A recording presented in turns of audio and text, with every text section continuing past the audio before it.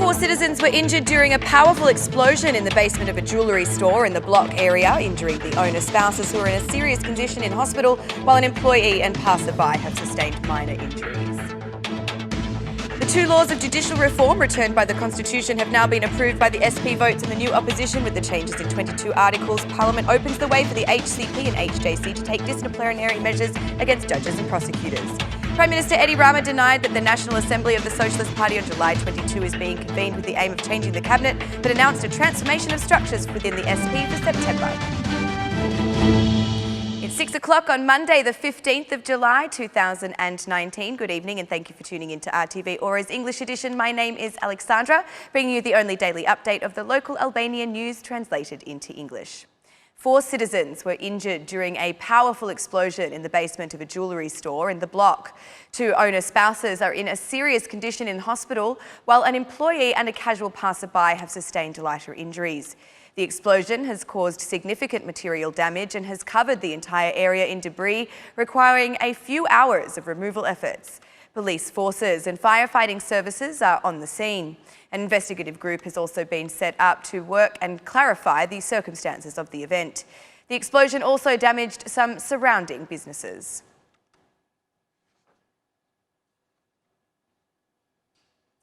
Three years ago, the Socialist Party was seeking the vote of approval from the Democratic Party and the Socialist Movement for Integration in order to pass justice reform, whereas currently, to correct it, the majority are now attempting to secure votes from the new opposition.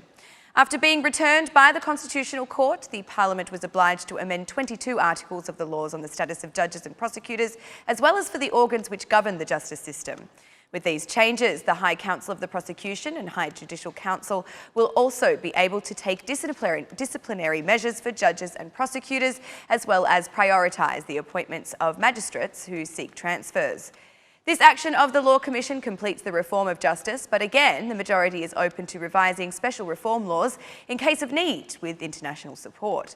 We remain open to further cooperation regarding changes or enforcement of justice laws that are dictated by the need for the practical implementation of law enforcement, said Ulsimania.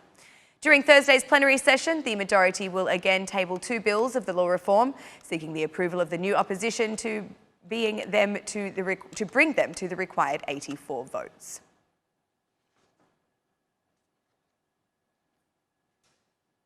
The National Assembly of the Socialist Party will convene on July 22 to scan the results of work by political leaders and ministers, as well as for the results of the June 30 elections. Although, after the Socialist Party's leadership meeting, Prime Minister Edi Rama denied any changes are to be made in the government, he expressed again that during the proceedings of the Assembly, whether or not the ministers have fulfilled their assigned tasks will be analysed. There will be no changes in the government. If tasks are done, there is no need for change. We did not have priority on the June 30 election results, but the process. Now we have plenty of data to go into further by looking at it ourselves. We know the potentials we still have many reservations and many areas to improve at all levels, said Prime Minister Rama. And if not, the Socialist Party will undergo a transformation through new elections within its structures in September. One of the rumoured changes remains the post of the SP chair in Tiran. It is expected that Berina Julameti will be replaced by the Minister of Infrastructure, Belinda Baluku. Regarding the message sent to President Mehta after the opposition withdrew from their mandates, the Prime Minister explained that there was no need to plan the elimination of the opposition as its decisions are self-destructive. The process of degradation continues on a path that they have blindly chosen for themselves. What matters to us is to remain loyal to all those who voted for us and those who did not vote for us, expressed Rama. Although the Socialist Party continues investigations in the hopes of Mehta's dismissal, Edi Rama is in no rush to find a replacement for the head of state. Edi Rama denied that there would be political revenge on administration employees who've been working for leaders of the right wing until today. The Prime Minister's statements, though, contradict those made days ago by the Deputy Prime Minister, Erion Brace, who spoke of excluding those officials who'd participated in opposition protests.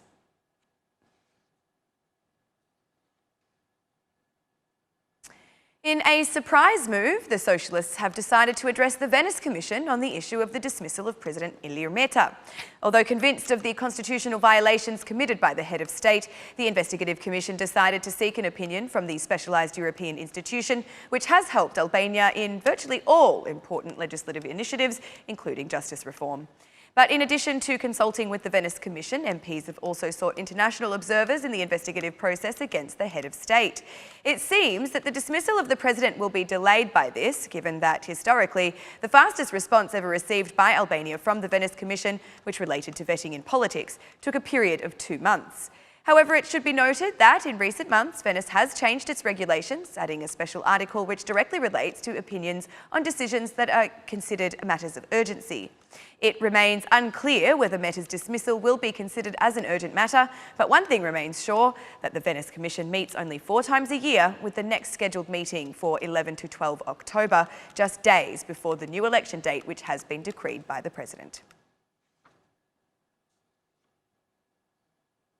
The Central Election Commission has overthrown the demand by the Democratic Conviction Party to announce the June 30 elections in Tirana and Shkodra as invalid on the grounds that there was a lack of evidence. Legal representative of the Democratic Conviction Party, Fabian Topolai, said that the Central Election Commission rejects transparency, while adding that the members of the Commissions of Electoral Administration Zones in Shkodra were in violation of the law, referring to specific names. However, the deputy head of the Central Election Commission, Denar Biba, said the allegations are unfounded, and according to him, the complaints are only being raised in an attempt to put a stain on the process.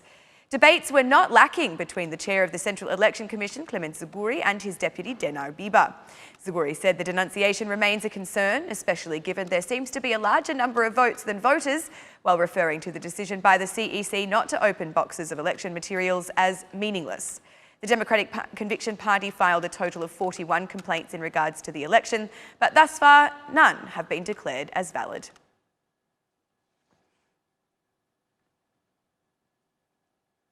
The Democratic Party has today accused the government of planning another price increase for fuel.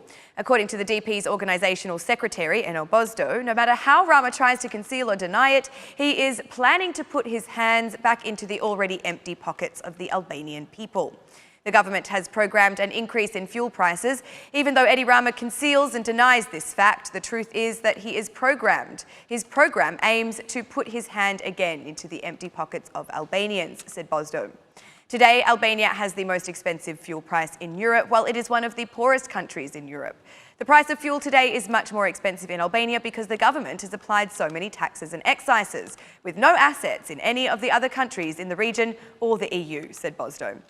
Bozdo further added that the main measure that the Democratic Party will take when coming into power will be the immediate reduction on the full fuel price by 30 lek per litre. Nothing is more important for the Democratic Party than the welfare of Albanians. For this reason, the DP now has a solid plan to recover our economy. One of the measures will be the immediate decrease of the fuel price by 30 lek per litre, said Bozdo. According to the Democratic Party's organisational secretary, in order to achieve this reduction, the current government must be removed on the grounds that it is the most corrupt in all the Balkans.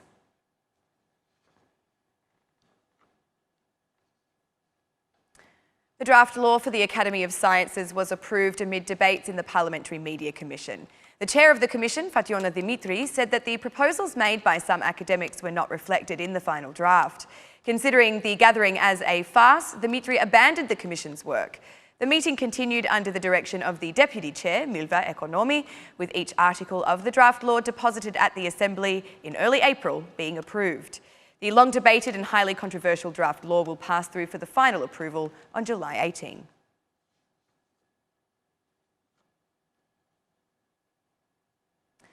There are more Albanians wishing to leave the country than are wanting to return. This finding comes from the latest World Bank forecast, which shows that every 5 years, about 40,000 people leave the country, with forecasts expecting the total number of Albanians to be displaced to reach 280,000 by the year 2050. So sociologists associate this phenomenon with the insecurity citizens feel in regards to living in this country. Ariana Mucha says the role of the state should be more active in protecting the rights of employees. Only a week ago, the UN gave an alarming projection of Albania's population shrinkage, which could drop to as low as 1 million toward the end of the century. And that's the news across the country today. Thank you for watching our English edition this evening, and be sure to join us again every Monday to Saturday at 6 p.m. for the latest news from Albania. Once again, on behalf of RTV Ora, thank you and good night.